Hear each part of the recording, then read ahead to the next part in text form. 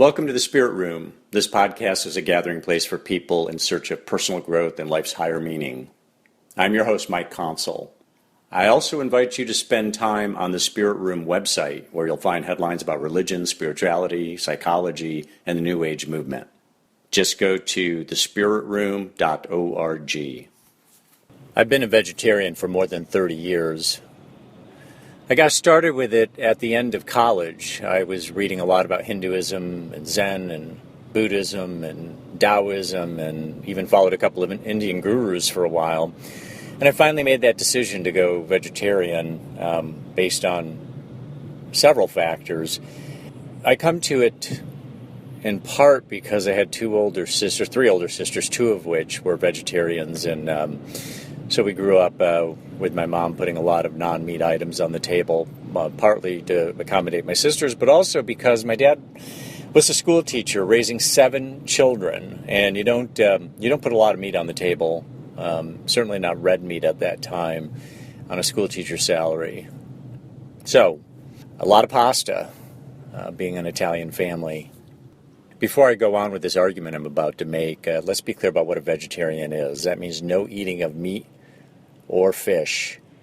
There's a lot of people who fancy themselves vegetarians these days because they don't eat red meat, or they only eat red meat occasionally, but they eat chicken and fish, or they only eat fish. That is not a vegetarian. A vegetarian doesn't eat any meat or fish. Now, I was a vegan. Being a vegetarian doesn't mean automatically that you're a vegan. I was a vegan for a couple of years. I know people think that that's almost unthinkable to be a vegan and not eat any animal products such as milk and cheese. It's actually not as hard as it sounds. You can drink milk, you just can't drink cow's milk. You drink soy milk, or you drink almond milk, which is plentiful these days and actually healthier than cow's milk. And there are actually some very good cheese substitutes these days. They've gotten quite good at making substitutes for cheese. Although I am an absolute cheese lover, I'll be the first to say I am a cheese lover, and I came back to cheese. I don't want to give cheese up. I don't see a problem with it. Not for me. I love this stuff. I will tell you that when I started as a vegetarian, there are not a lot of vegetarians around.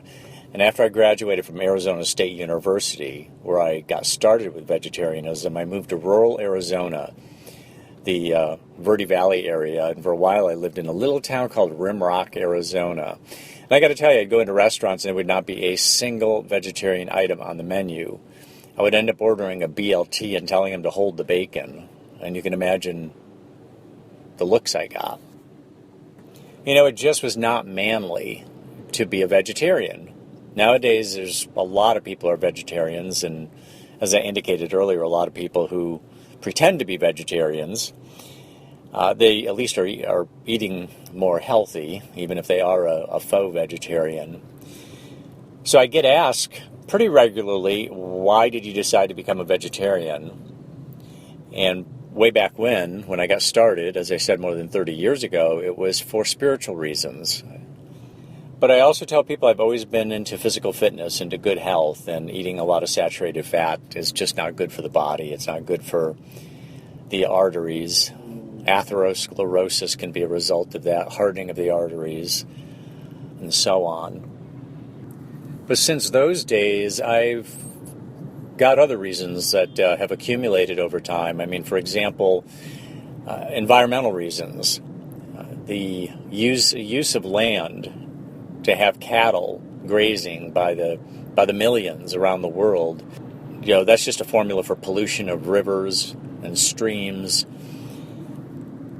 There's also the animal rights dimension to this, the factory farming is absolutely horrible, what is going on there. It's an animal holocaust. It's really disgusting, to tell you the truth. I apologize for the noise around me. I'm on my normal morning commute. So when I say it's disgusting, I think of Mahatma Gandhi and his saying that you can judge the spiritual evolution of a country by the way it treats its animals. We treat our pets quite well in this country usually, but the way we treat the animals that we consume is absolutely horrendous. Then there's the fact that it takes 10 or 11 times the amount of food.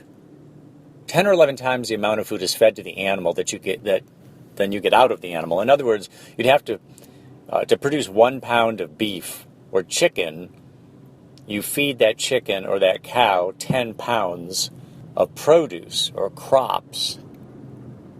And I would also point out that my information on this, and it certainly could be challenged, but my information on this is that physiologically we are not carnivores. If you look at our teeth, we don't have fangs. We don't have teeth that are designed to tear flesh. If you look at our stomach, we don't have the amount of hydrochloric acid in our stomachs that you see with carnivores.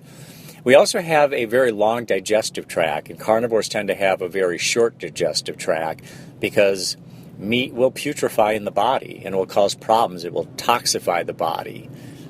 So, for example, a tiger, obviously a meat eater, or a lion, obviously a carnivore, they have very short digestive tracts relative to human beings.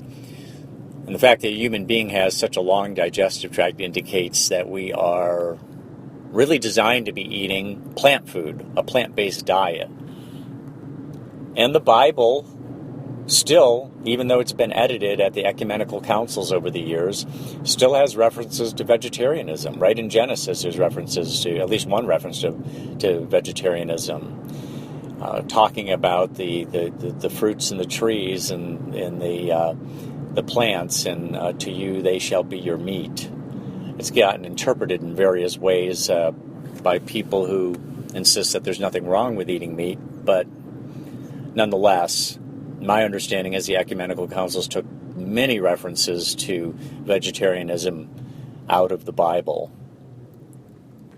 That's problematic in itself, the thought that we have a Bible and it's been edited over the years is troubling, to say the least. So what we see now is that more and more people are becoming vegetarians, and I would make the argument that the next great moral leap humanity is going to make is a move to vegetarianism.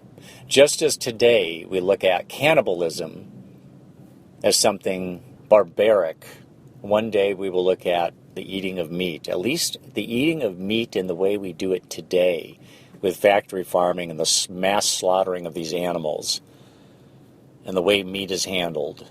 I think we're going to also be regarded as barbaric. Now, it's going to be a long time from now. But I think it's inevitable that people are going to start really thinking about what it is that they're eating. And as you can see, the whole meat industry is built around the idea that they remove the meat from its origin. They package it up. They make it look as though it's something other than an animal. In fact, there's so many people who say, if I had to kill the animal myself, I would never eat meat. Well, it's happening. It's happening without you. There are people who are dedicated to the slaughter of these animals, and then they just package it up for you, and they put it on your plate. Now, I'm not trying to be self-righteous about this. My wife is not a vegetarian. My ex-wife was not a vegetarian. Far from it. I don't preach it, despite the fact that I'm recording this podcast. This is maybe the one time I am going to make do some preaching and make this argument. But the fact is, I never try to encourage my wife to become a vegetarian. I don't try to encourage anybody to become a vegetarian. Until now. Here I am doing it on a podcast, but I'm just saying in my personal life, I have no problem with people making the choice to eat meat, even though I find it to be, well, how shall we say this? I find it to be a less than stellar way of eating, of consuming calories. And I think that we just need to think farther down the line. We need to think outside ourselves. And over time, and as human beings evolve, and whether physically, emotionally, mentally, what ends up happening is we become more sensitive to the environment around us. That's become clear. One of the other things that's happening technologically with regard to meat eating is that they are now producing meat through basically cloning in the laboratory, producing meat. So it's entirely within our power to actually produce chicken, beef, pork, other forms of meat and seafood without ever having to actually raise and slaughter the animal. Now, at this stage, it's a pretty crude science. We're not there yet. And the production level, the ability to produce it in quantity is certainly not there. And it's expensive. But like everything we've done technologically in the world, it takes time to advance the science. And what happens with anything, the cost comes down. We figure out better technologies and we figure out better ways to, we figure out efficiencies. And I don't think there's any question that we'll eventually be able to mass produce meat products without the moral implications that are involved now of having to raise an animal and cage it and shoot it full of antibiotics and shoot it full of sedatives and basically put it through a torture chamber before taking it off and slaughtering it, dismembering it. I know I'm getting graphic here, but this is the reality of this animal holocaust that we have going on in this country. And not just in this country, although the United States seems to have taken it to a level beyond any other country. Our food industry in this country is phenomenal, what they have accomplished. They've accomplished all kinds of tremendous things, and I believe that some of those tremendous things still to come are going to help promote vegetarianism.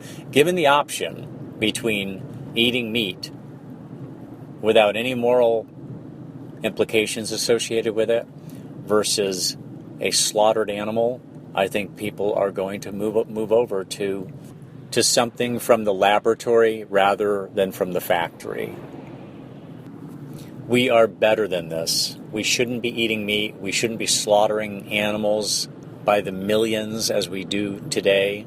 I mean, it's not like raising them on the farm in the old days and then they reached a certain age and you decided it was time to slaughter them and eat them. It's not like with the Native Americans where they would kill a bison and use every part of that animal and honor that animal for all that it gave to them.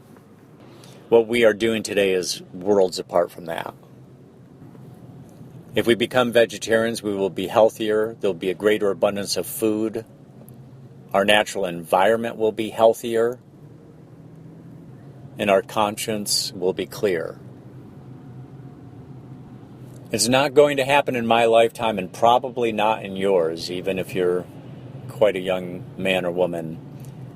But the next great moral leap that humanity will make is vegetarianism, is eating vegetarian diets. That I truly believe.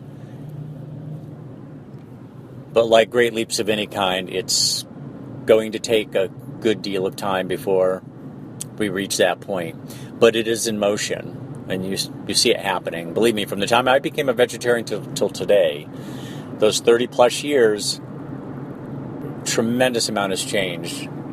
It gives me hope that we'll make that movement. We will gravitate from carnivores or from omnivores to herbivores. I guess that's enough piety and preaching for one podcast. My apologies if I've offended anybody. It was not my intent. But check out vegetarianism. I mean, read up on it. There's a great deal to learn about it, and it's a great lifestyle. I can tell you that it's a great lifestyle. That is the end of this episode. Ciao for now.